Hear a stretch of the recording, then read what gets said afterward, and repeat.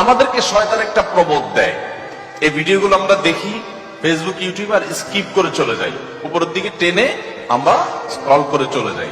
শয়তান আমাদেরকে বলে তোমার কি করার আছে, তুমি একটা সামান্য, একে তো বাংলাদেশের মতো একটা ছোট্ট দুর্বল দেশ, আবার সে দেশের একজন অতি সাধারণ একজন নাগরিক, একজন নগণ্য মানুষ, তুমি এই আন্তর্জাতিক সমস্যার সমাধান করার মতো ক্ষমতা তো তোমার হাতে নাই, তোমার কি করার আছে? সো তুমি একটু আল্লাহর কাছে দোয়া করো, বাস। আমি একটু দোয়া করে ওটাকে স্কিপ করে আর একটা ঝাঁকা নাকা কোনো ভিডিওতে আমি ডুবে যাচ্ছি। এই না আমাদের অবস্থা? আসলে কি তাই? আমি তো তা মনে করি না। এটা শয়তান আপনাকে মিথ্যা কথা বলে, আপনাকে মিথ্যা সান্ত্বনা দেয়। শয়তান বলে তোমার কিচ্ছু করার নেই। কে বলেছে আপনার কিছু করার নেই? আপনার যে কত কিছু করার আছে সেটা আপনি নিজেও ভাবেন নাই। আল্লাহ তাআলা আপনাকে জিজ্ঞাসা করবেন না তুমি সেখানে সামরিক শক্তি কেন পাঠাও না, কারণ সামরিক শক্তি আপনার হাতে নাই।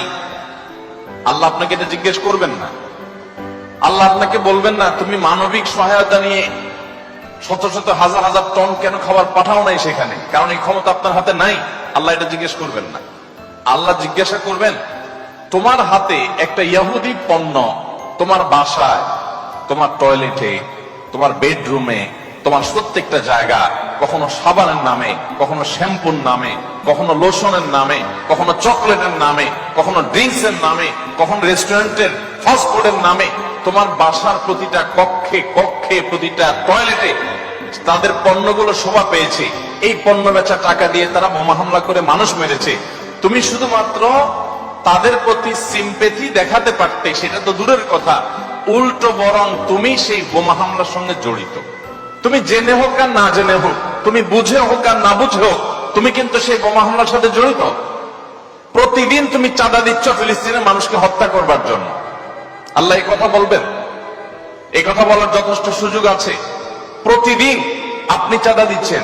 আমি একটা পেস্ট কিনতেছি না, আমি একটা বোমা হামলার জন্য টাকা ইনভেস্ট করছি বা চাঁদা দিচ্ছি। প্রতিদিন বাংলাদেশের প্রত্যেকটা মানুষের কাছ থেকে, প্রতিটা মানুষের ঘর থেকে ওরা চাঁদা তুলে নিয়ে যাচ্ছে। আপনি মনে করছেন মুদি দোকানে গিয়ে আমি মালামাল কিনে আনছি, আল্লাহর কসম করে বলছি এটা মালামাল কেনা না। এটা আপনি দেখছেন মালামাল কেনা, আমি এটাকে মালামাল কেনা দেখছি না। আপনি দেখছেন আপনি পেপসি বা কোকা কোলা বা সফট ড্রিঙ্কস এদের যেগুলো আছে সেগুলো আপনি ডক ডক করে গিলছেন, আমি দেখছি সেগুলা লাল কালারের ওই পেপসি না, এগুলো হলো ফিলিস্তিনের মানুষের রক্ত। আপনি দেখছেন সেগুলো হয়তো কোক, আমি দেখছি সেগুলো রক্ত। বাংলাদেশের মানুষ এরকম ভুলো জাতি পৃথিবীতে আরেকটা আছে কিনা আমি জানি না। আমরা খুব দ্রুততার সাথে ভুলে যাই। আমরা কাউকে মাথা তুলতেও দেরি করি না, আবার মাথা থেকে আছাড় দিতেও আমরা দেরি করি না। এটা আমাদের একটা দুর্বলতা। আমাদের দুর্বলতাটা আমাদের কাটিয়ে ওঠার চেষ্টা করা দরকার। আমরা কয়দিন খুব জোরে সোরে বয়কট করে এরপরে আবার আমাদের সবকিছু সয়ে যায়। এক ভাই খুব চমৎকার বলেছেন, আমরা মানিয়ে নিয়েছি শোক, আবার উদরে ঢালছি কোক। আপনি নামাজ পড়তেছেন, আপনি সিজদা করতেছেন, আপনি অনেক কিছু করতেছেন, দিন শেষে আপনি মুসলমানদের হত্যার সঙ্গে জড়িত।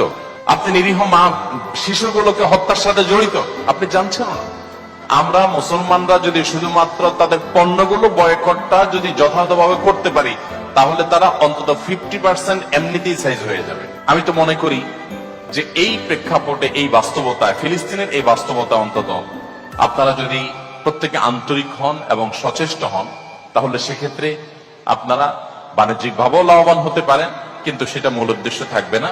আপনারা মূলত দ্বীনি চেতনা থেকে এই কাজটি করবেন। আল্লাহ তাআলা আমাদের সবাইকে আমাদের যে দায়িত্বটুকু আছে সেই দায়িত্বটুকু আদায় করার তৌফিক দান করেন।